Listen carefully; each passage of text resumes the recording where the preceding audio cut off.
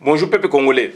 Ça dépend heure où vous allez Ngai ndeko na bino Christian Bola Biama mamba peuple mokonzi peuple souverain, combattant résistant révolutionnaire, PNI. PNI est les politicien non institutionnel. Politicien non institutionnel ezali politicien oyo azali ko politicien oyo azali ko défendre mboka na ye ya solo, azali na kata batimate, azali politicien oyo donc azali vraiment na motema oyo ba pesi pour na ko défendre Congo. Yango na pe yondeko ba pesi pe motema ya ko défendre Congo. Yango ne sengeli lobby oya bobima bendesi bobima. Batona bozui décision te boya ebele. Mwana na biso moko te congolais aya apesa donc billet na ye akota kuna boya côté na biso côté ya peuple. Tout ça qu'on a décolonisation à Congo. Fali Poupa azali pona ba Rwandais. Donc azali pona colonisation à Congo. Ba yeli bisoti na Paris. Yangwana, tout allez tirer deux grandes leçons par rapport à la décision à préfet. Donc réaction de Bosso ezali donc c'est-à-dire attitude ya batu mususu neti ngai na repese exemple neti ngai par rapport na Fali Poupa. Réaction mi balé, situation mi balé ou réaction mi balé, ezali donc ça dit procédure ou esengeli ou ezaka likolo ya préfecture. Donc avant-hier to sola ki on a à Longo, donc to lobaki yango procédure finale ezalaka wapi. Donc bandeko na ngai yango na toye ko expliquer puisque toyoki bandeko balandaki nzela pe wana dongo ba saisir au tribunal administratif. Ça c'est la voie autorisée, voie légale par rapport à l'okwana. Donc on craignait donc pour na vous avez qu'on craindre puisque le préfet ne s'est décidé pas. To bengi azai ko s'est décidé te. Inge ko zala mabe na circonstance mosusu ya on to expliquer bino. Donc bandeko na ngai na ye s'il vous plaît kolakisa bandeko oyo bazali ko côté là donc on parle de tribalisme na kolakisa bandeko oyo bazali ko côté là bandeko na bango aveuglement alors que nous sommes une nation plus de 130 ans. Nazali ko pesa exemple ya Félix Antoine Tshilombo, les tribalistes na bandeko oyo ba côté là ye ba tribaliste par rapport ya ngai na Fali ngana za mongo Fali aza ekonda azali mongo ekonda bolia sengele donc ntomba donc okei susu donc na kisangani lokele okei do ba bikole ebele ba tete la bane toza anamongo c'est la tribu anamongo ou ethnie anamongo. Donc c'est très important. Mais nous devons défendre les falités.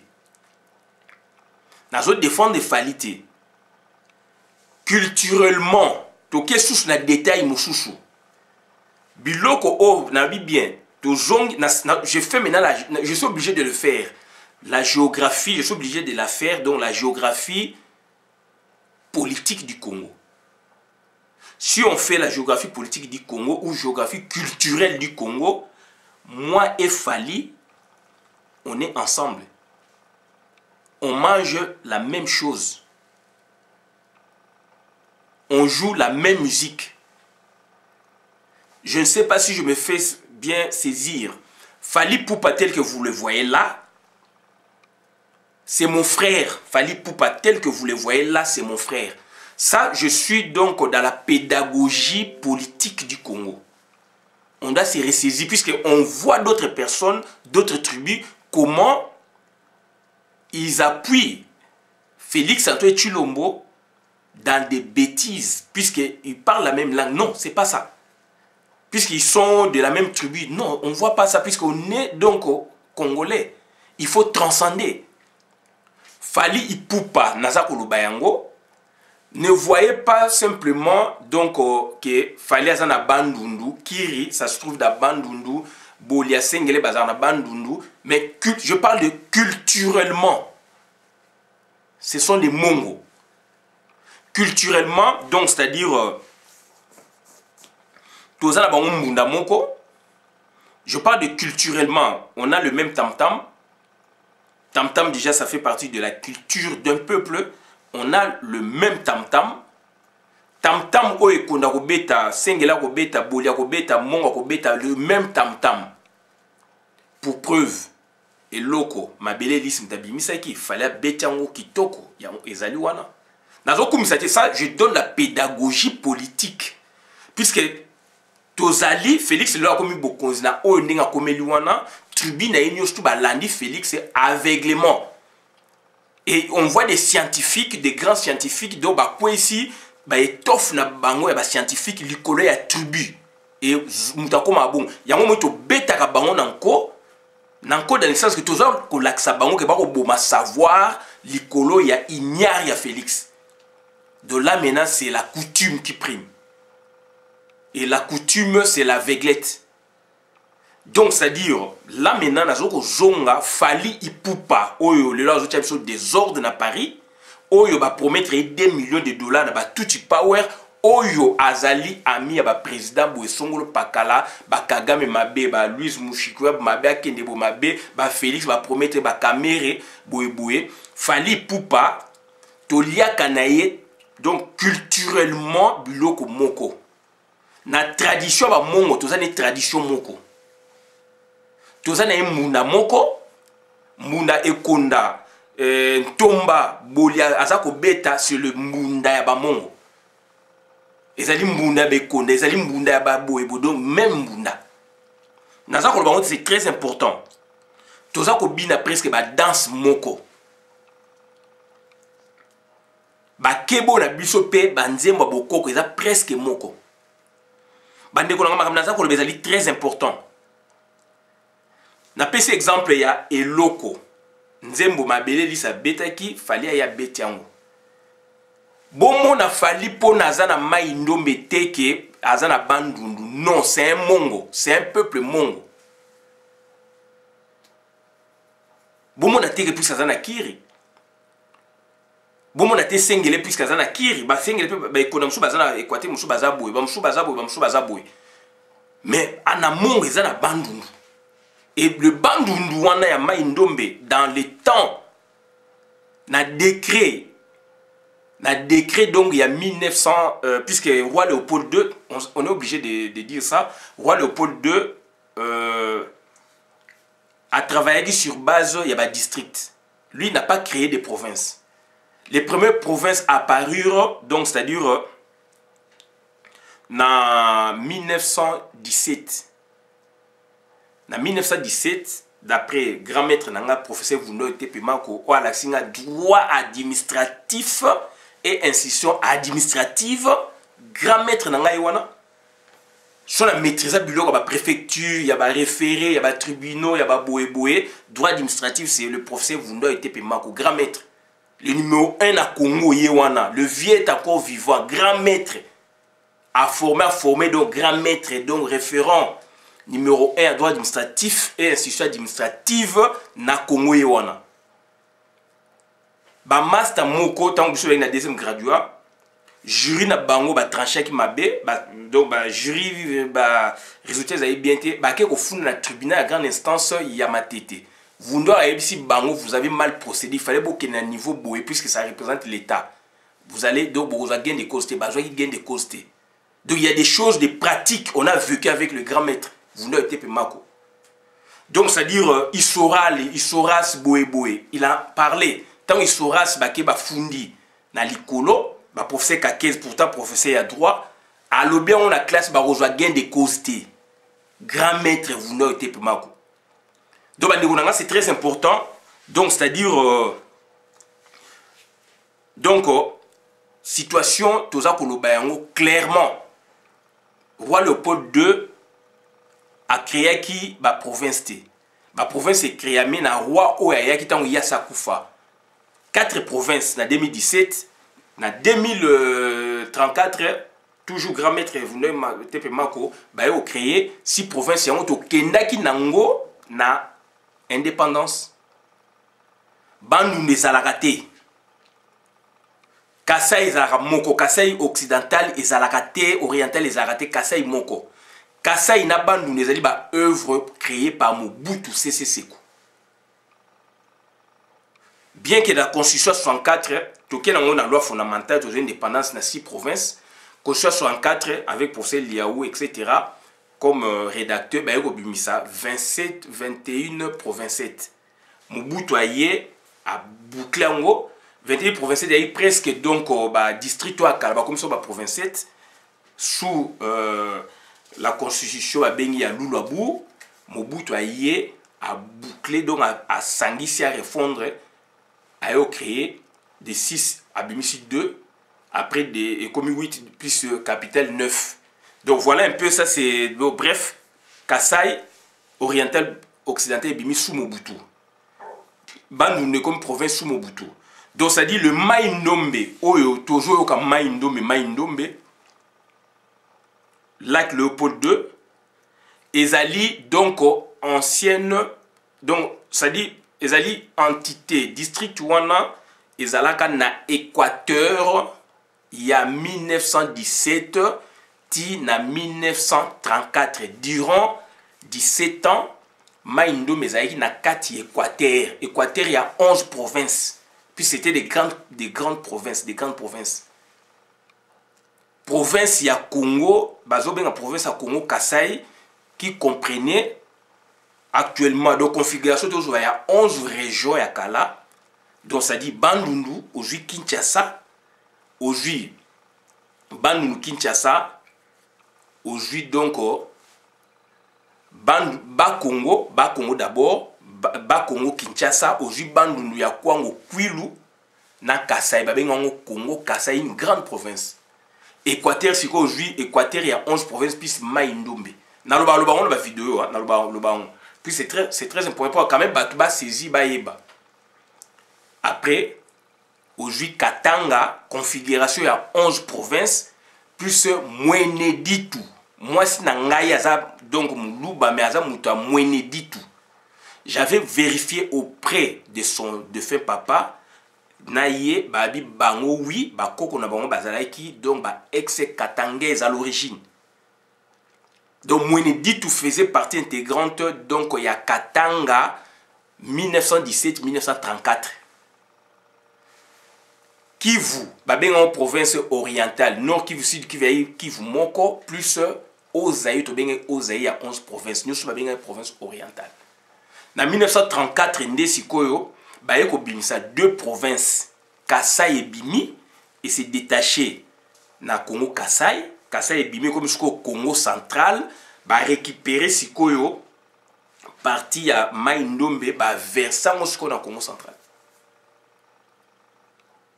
Et puis Kivu Sikoyo, Nord Kivu, Sud Kivu, Maniema, ba Bimi, c'est comme province, yango tokene nango jusqu'au indépendance. Donc province, il y a Congo central, province Équateur, ça Mai-Ndombe, province à Congo central, ça le Kasai, province il y a Équateur, ça Mai-Ndombe, donc province il y a Kivu oriental sans les Kivu, donc province à Katanga sans Mweneditu. D'où tu comme nini na province il y a oriental, donc oriental, Kivu et Bimi, Katanga sans Mweneditu. Mweneditu ba rattaché au na Kasai, unité kasaïenne. Kasai ezali moko. Chef lieu on a assez avec Lusambo. 6e province donc ezali sikoyo province ya Congo central, je pense Natanyango. Donc ça dit Congo central. Voilà donc Équateur, Congo central, Équateur, Kasai, Katanga, Kivu na province orientale 6. Donc on a une indépendance dans les Epsibino. Voilà donc il y a comme 8 provinces, 9 provinces plus la capitale, 11 provinces dans 88, Bakaboli Kivu en 3, Nandeng le commis 26 provinces. Donc c'est très important. Donc ça dit il faut voir Fally Ipupa tel que je vous dis, culturellement c'est un mongo. Bota la Bandundu. Il est de Bandundu, donc c'est-à-dire j'ai le livre, dans un livre Yango. 100 ans de recherche sur le peuple mongo, regard rétrospectif et prospectif suivi d'une bibliographie chronologique et sélective. André Wu Fela Yaeko Lingo, et Francine Chembo Cheka. Donc ça a mis na Tokyo 1992. Etini Mongo 1992. Etini Mongo. Donc bande konangai, ça dit nous sommes un grand peuple. Donc toujours le bango donc ça pas aventure toujours le bango pour que vous comprendre puisque tribalisme ou ba memeli biso na Félix Obino batu musubo ko kumisa puisque donc azali ndeko na yo puisque azali boye ndeko na ngeza mawa mingi. Donc nazali na carte ya Etini Mongo. Ba Mongo o ba tikala na Équateur, nde ba benga bango ba Mongo ya cœur de la forêt. Ba Mongo o bazali en dehors Équateur. Donc aujourd'hui ba tété la son de Mongo en général donc Etini Mongo aujourd'hui ba Kundo Tomba Sengele Bolia o bazana bandundu na donc na Maindombe ba bengi bango Mongo ya diaspora na ba tété là ba Kushu ba Lokele tout ça ba Mongo ya diaspora. Ça c'est le Mongo. Au mon Équateur donc province République démocratique du Congo Équateur na Congo et ça la superficie oyo. De ethnie Mongo, c'est la grande ethnie, une des grandes ethnies à Congo. Donc, plus sur. Donc, la configuration, il y a 16, il y a 11 provinces. Ethnie Mongo, il y a presque donc, on a 10 ou 11 provinces. Et ça, Tina Katango. Donc, c'est très important. Donc, ça dit Fali Poupa, c'est un Mongo. Tobe Taranae, musique Moko, Muna Moko, Magamoto, Liaka Nae Tuka, Aliaka donc Tuka, Tokwa. Ngabuka, Limbondo, Pona Masangu, Pondu ya Bofili, donc voilà, ba Beto, do Bambinzo, biso bengo Beto, donc so, Fali Poupa, c'est un Mongo. Mais biso ba Mongo, toujours combattre Fali Poupa. Nazo pesa, ça c'est, ils ont un cadre de leçon pédagogique. Nazo pesa yango, na bandeko na biso baluba. Papa il est au songo amba. Tu as une province moko Mokoto. Mokoto Karamina Kiri de l'autre côté et Karamina Ikela de l'autre côté. Donc voilà. Donc ça dit na Degese etc. Degese asana Kasai, Degese tangaza koloba c'est le Lomongo. Ngana fana ba Degese ba fana epsona mombele wana ki monga oh babi mais tout ça Etini Mongo. Donc Degese quand il parle c'est le Lomongo ou Nkundo. To liaka ndenge moko tuka boye tout donc au monga liaka ya ngwana ba recette na biso traditionnelle biso tuna ba tété la biso tout là nimo nazolo bango c'est très important ba ndeko na ngai parce que to moni tribalisme ne ba l'accès biso Félix asali ba bêtise un ignare président congolais donc aujourd'hui ignare na tête en mboka mais ba ndeko ne bazo supporter pour na bango ba ko mona ezali pouvoir ya tribu ou tuba pouvoir mystique. Or, ils ont pouvoir mystique, ils ont attribut, ils ont pouvoir étatique, s'il vous plaît, étatique. Tout ça, émission, je pense pouvoir, ça l'équivalence fonctionnelle pour parler de pouvoir. Congo en général, donc, qui na ki mbembe za nini etc. okozwa équivalence wana okomona wana eza pouvoir traditionnel mais pouvoir oyo mundela ye nango eza pouvoir ya l'état donc ça dit bande ko na biso nyoso te oya baluba puisque nga bala muluba do bande ko na biso nyoso te ya baluba mais quelques-uns bazo zwango eza biloko lokwa etini ils comprennent pas je le dis même scientifique ou pas ils comprennent pas. Na pesi bino kaka Félix Fali Poupa, il n'est qu'un musicien, mais ayeko tia trouble na komba na biso ngai ndeko ne Mongo, aza na yebi ke Christian azali yaya na ngai aza Mongo. Boketu aza vie na ye azali Mongo, ayebi yango, mais toza ko combattre ye.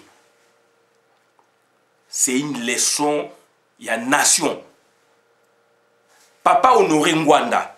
Toké si on a ce que toké na tribu, toké ce qu'on est Équateur, il y a 11 provinces. Puisque biso tota 26 provinces na minoté. Papa Honoré Ngwanda, azawana mutapareko. Nako zanaye.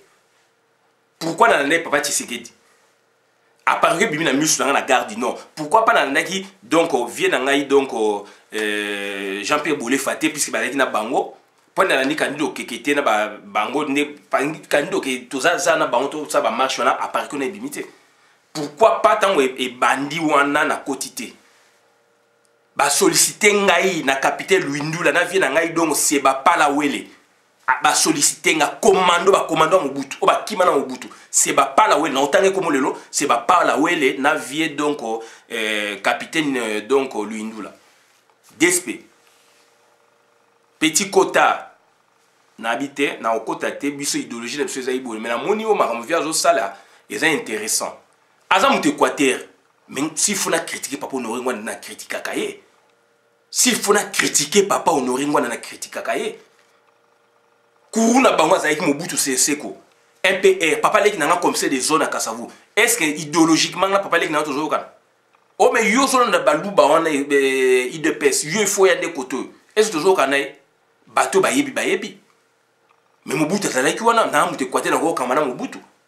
Puisqu'avant tout, biso tu as battu un père, au l'État constitué avec bon. Mais na boyaki, na landi UDPS directoire. Et d'ailleurs, papa il est haut, tous années province moko. Politiquement aussi lourd et fort. PDC, est-ce que l'année PDC? Tous années mboka moko, na goke ni makoloti, na comme na mboka papa il est haut. Territoire mokoto. Est-ce que l'année papa il est haut? Bande konanga tokola so bolingi mboka et marché tokola fali pour parler à autre trouble là est-ce que fali pour pas kutu dongo azali wana est-ce que biso to c'est pas bloko ya osala wana mama mungala za wana za mongo mama mungala aza wana tandinga o papula fali est-ce que azoko landa ke fali azaboy non to tala mboka bande konanga bo changer soki bo changer. Donc, il y a l'État et poussana, donc nation et mata. Et puis, tu balani. Donc, il faut, vous devez, là, naza ko s'adresser na bande ko baluba. Pas nous sommes, naza obligé, naza ko s'adresser na bino. Puis, naza ko luba en tant que Congolais. Bozong si biso sima ya to, biloko o pasteur muku naza ko luba lelo yo. Et ça, biloko to luba ya ngokala. Mais azo zonga lelo, puisqu'il y a à comprendre, ou azo ça la G.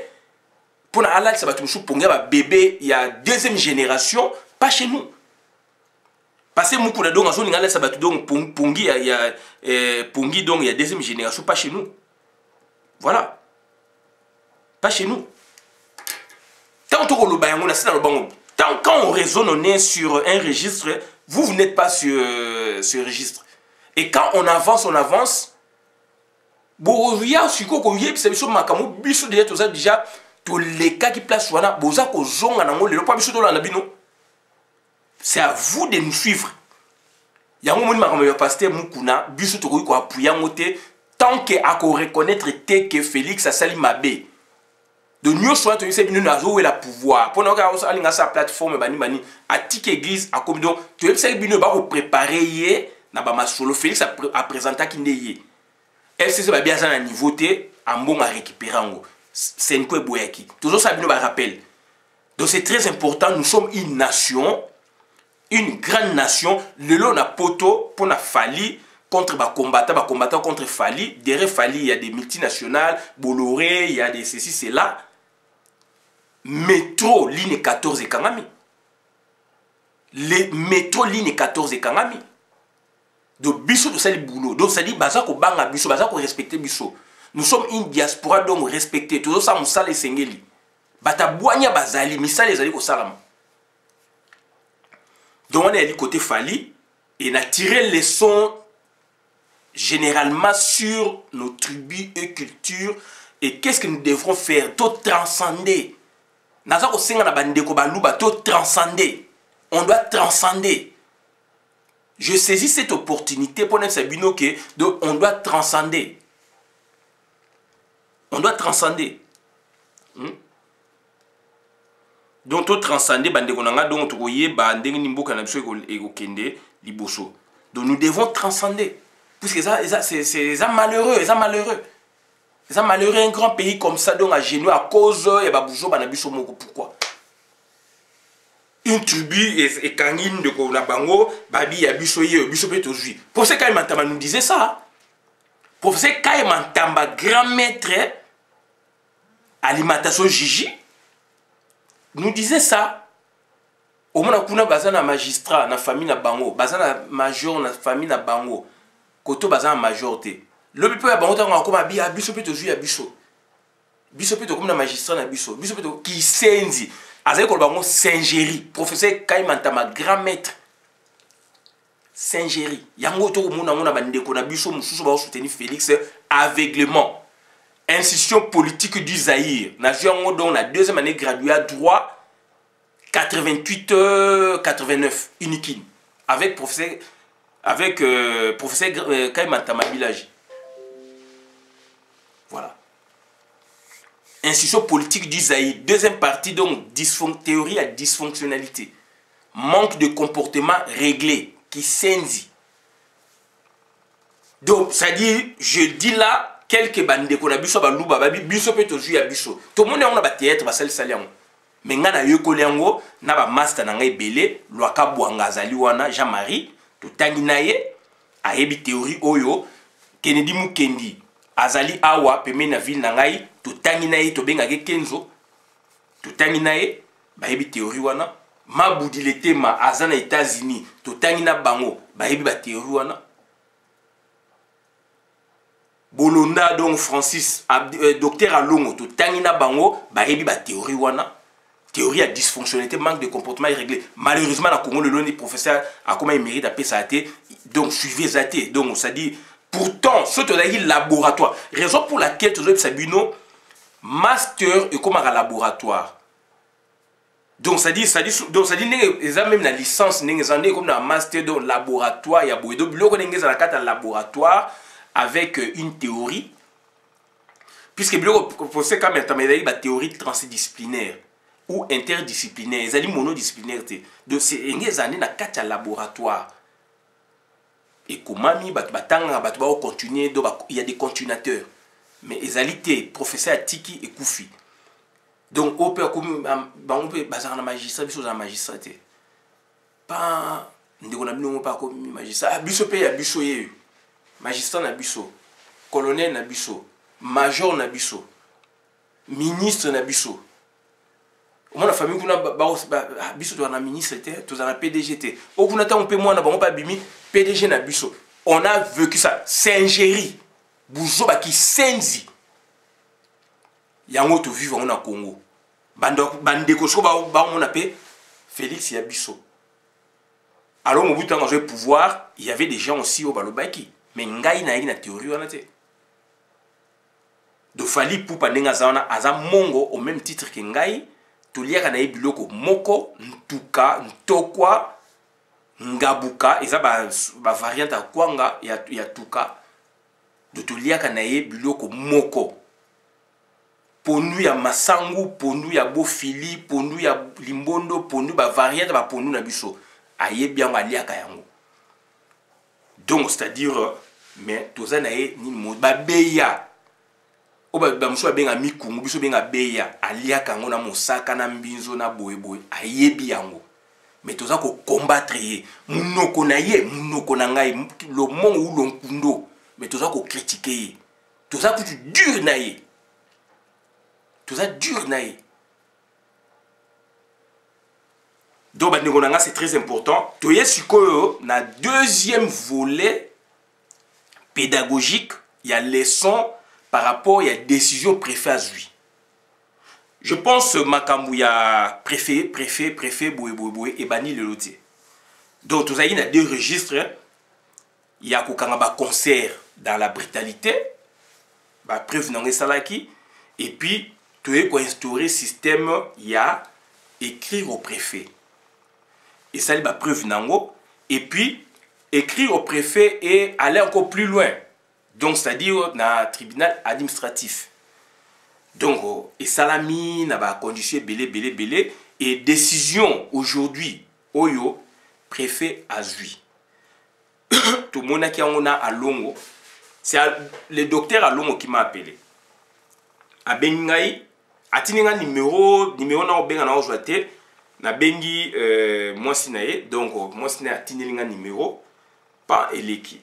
Nina to solo linaye ayepsinga bino Christian donc premier yali sikoyo toza ko la décision préfet pour la to kende en référé To bavarder na eti wana to mais crainte na biso ezali sikoyo, on ne voit pas le préfet qui a l'intention, n'est-ce pas, de décider tout.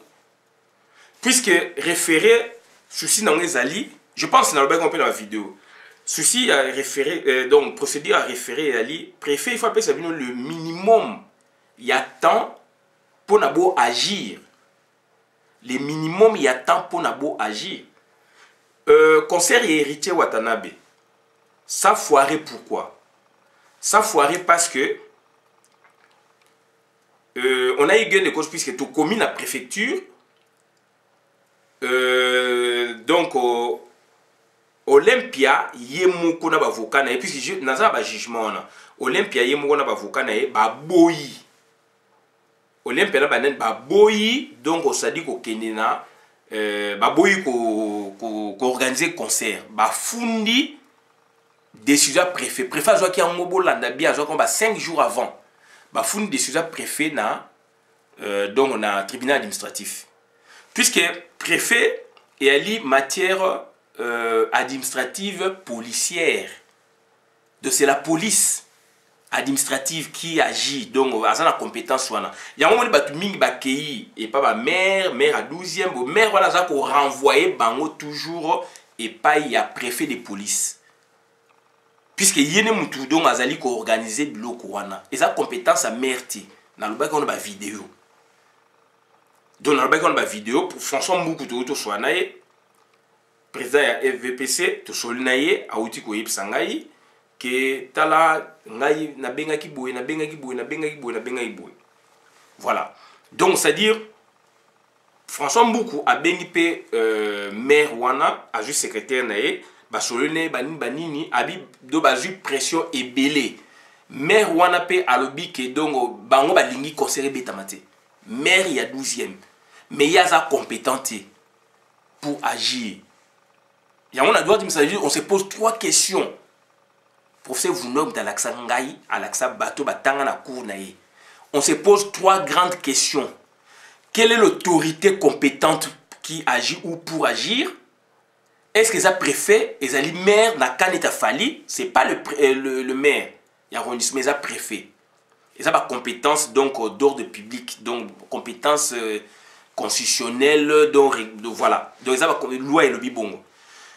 Quelle est l'autorité compétente pour agir? Selon quelle procédure?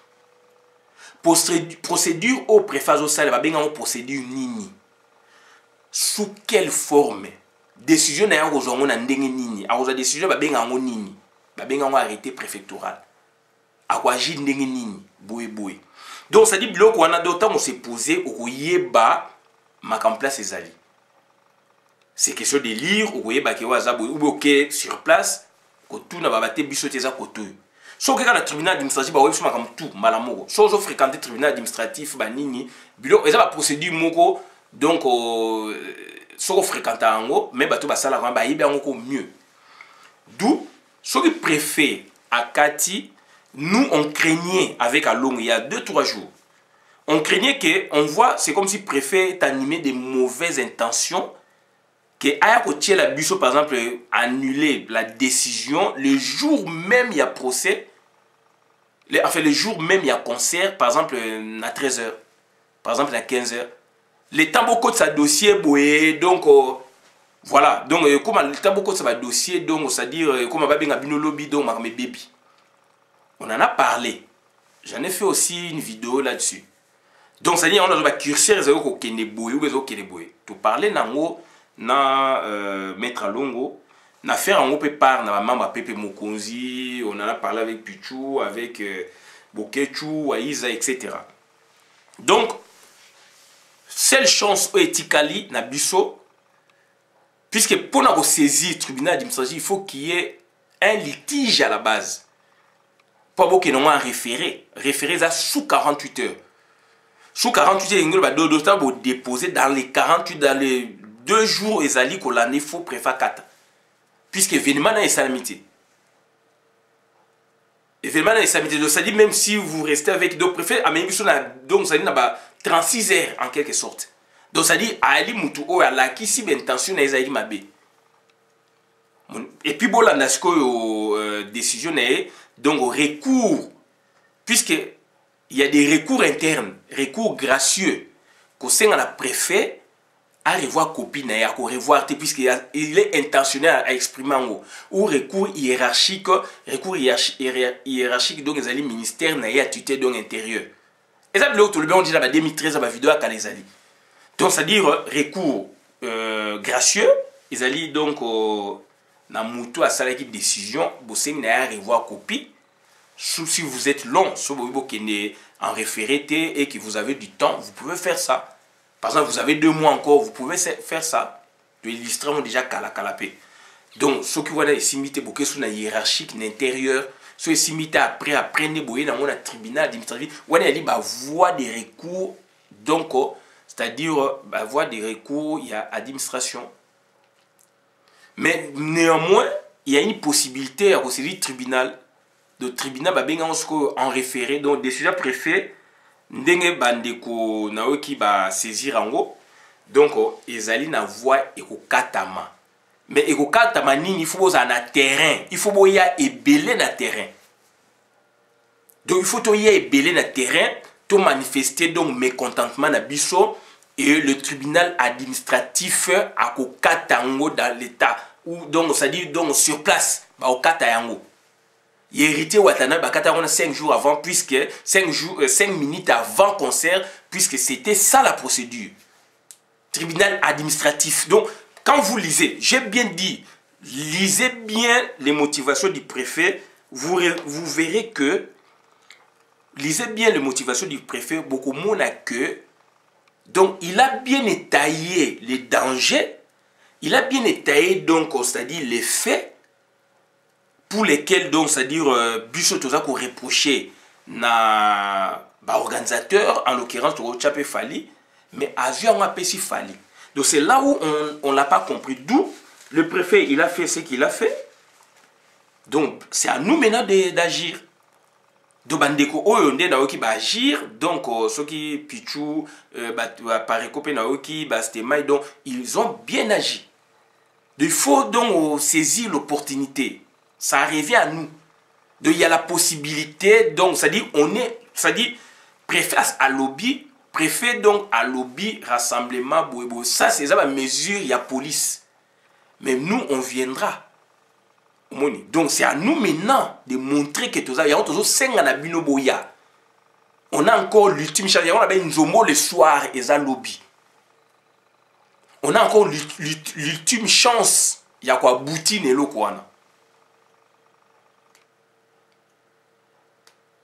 On a encore l'ultime chance, il y a quoi boutine et l'eau quoi. Puisque jusque-là, on peut dire la décision du préfet, puisque c'est une décision administrative, a été mal administrée.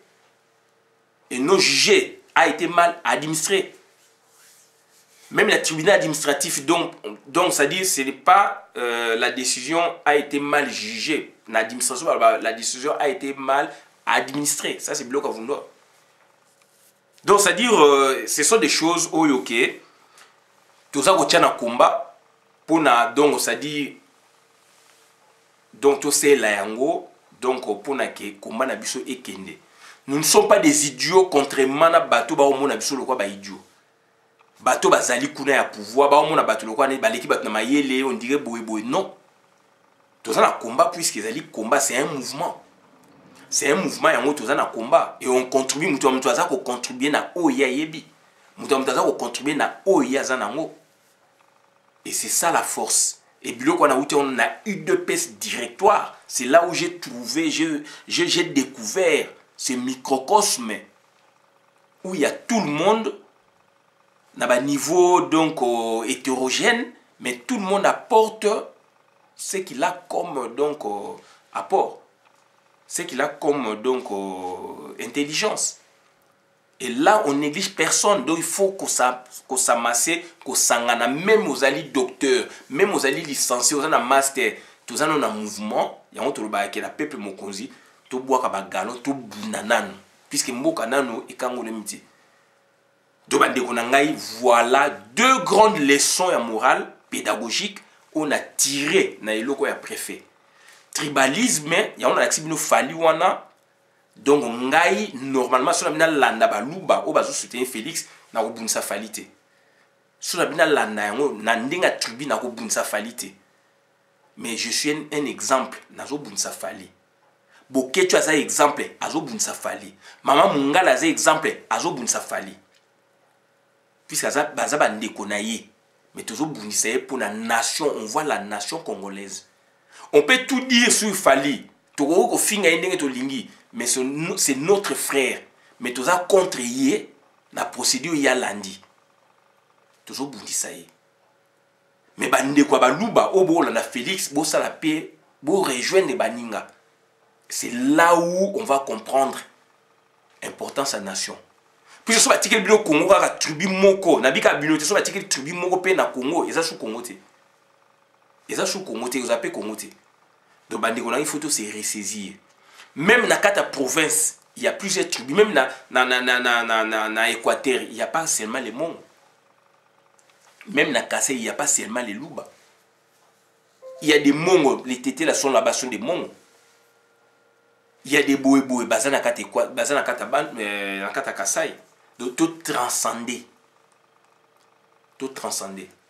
de côté donc c'est-à-dire décision préfet vous savez qu'on s'inquiétait na alongo jusque là zo katate azo luka nini donc voilà donc jusque là zo katate azo luka nini zo ebanate et ayeko kata. Donc, c'est-à-dire, on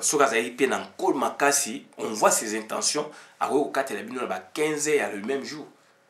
Et il y a une catastrophe. Donc, voilà, autre Sabino, tout ce qui a la vidéo, madame, dans la communauté, lobby boya est belé pour affronter le Kouana pour être aussi sans malamongo. Donc, tous allez ensemble, tous allez pour na Congo, tous allez déterminer tout retikate. Congo est à Ngai, est à Yu, est à Yi. Congo est à Bisso. Congo est à Bisso, donc, c'est-à-dire.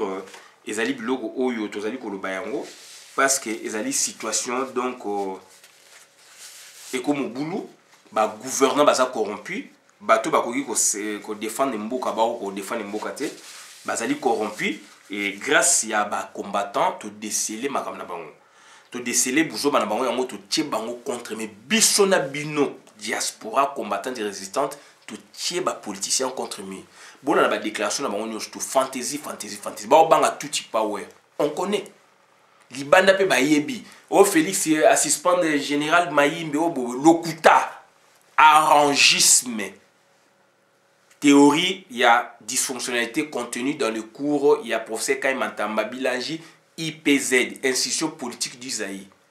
Arrangisme ba sangani ba yokani ba osabino ba combinaison. Ce sont des combines. Tu as réussi Félix, tu peux essayer 6 conditions pour être un président de la République. A Kangela Biso Kabila, Atika Janet, Atika Zoé Kabila, soit Kangi Kabila, tout tombe, tout va s'écouler comme château de cartes. A Kanga Kabila, Atina président Makala ou Angenga, après a transféré dans ces pays. Laurent Gbagbo, Bakanga qui est, na Makamou et Samé Kuna Metumoni Ouattara, a Kanga qui Laurent Gbagbo, a tié na boloko na Abidjan et puis a tiné na ces pays à l'axis qui a un pouvoir na condition de ça joue qui mais à l'axis qui a un pouvoir donc il y a pas de combine vrai transfert à pouvoir dans sens je plus vrai transfert à pouvoir c'est-à-dire avoir le pouvoir totalement c'est ça le vrai transfert il y a Félix Tshisekedi donc les alliés ba combine deuxièmement tu ebisia bimsa Edi Kapende azali innocent moué bazoli nganda kufa na boloko ma okufa te nzamba osunga okufa ta obimaka donc Edi Kapende ba bimisa na boloko basala ouverture ya procès à Laurent Désiré Kabila avec commission ou enquête internationale a appliquer les biso rapport mapping Kabila zana kati Moïse Katumbi zana kati Jean-Pierre Bemba zana kati et donc Olivier Kamita zana kati Azénas Roubert zana kati donc il y a plus de 67 criminels en cravate bazana ba déographe tout ça ba tambola bazali a tiré biso rapport mapping il y a ONU ils ont déjà notifié na Congo depuis 2010 dont son application doit tarde. Cinquièmement, quatrièmement, c'est la réforme et armée et la police. Après ça, on a beaucoup d'Américains. Puisque les Américains, ils ont des gens qui ont la réforme et armée et la police, donc ça dit que tout va s'écouler. Donc, c'est-à-dire, il y a autant de conditions dans le bail qui, ce qui Félix a sali yango, et puis Banyarwanda a déclaré Banyarwanda comme des réfugiés rwandais au Congo, et non des Rwandais. Puisque aujourd'hui, qu'est-ce qu'il demande maintenant? Parce que senga sous nationalité de Magon senga mabele. C'est compliqué. Donc, deux problématiques pour un peuple. Quel est le tina musika? Tina ba parlement, norvégien, etc. Donc, ça dit, on a parlé, on a créé 6 conditions. Sauf Félix, ça tout ça, ils ont combine. Yon des causes pour n'importe quoi. Donc, vous allez cautionner à venir à Congo. Olingi ko élucider ba fête. Félix akanga Laurent Edo akanga Hippolyte Kanambe na makala a transféré donc on a CPI makambe ko changer malamugo zoya ko kima oya ko kima donc to kanga bango de kwa mbinzo atie aussi rapport mapinge ba boye donc wana ngai na kondima Félix na ko betele maboko autour ça les ba combine ba benga arrangisme. Voilà bandeko na makambo na ya koloba donc ezali livre ya Ethnie Mongo Santa Ethnie Mongo e kondazana kati tombazana kati tetela zana kati bakusu bazana kati ba bolia sengele etc. Santa Ethnie Mongo. Voilà. Donc on se vante pas, le Mongo c'est la langue étudiée scientifique, la première langue congolaise étudiée scientifiquement depuis, je précise, depuis l'État indépendant du Congo. Depuis l'État indépendant du Congo, le Mongo c'est la langue scientifiquement étudiée. Ulster Alobayango. Ulster, un grand auteur panafricaniste. Donc bandeko nanga o toya ko sabino ngwana to suki abola na video malamu to bima na buzoba to tala ba valeur pour na Congo na biso ke ne liboso. O toya ko sabino ngwana to suki merci.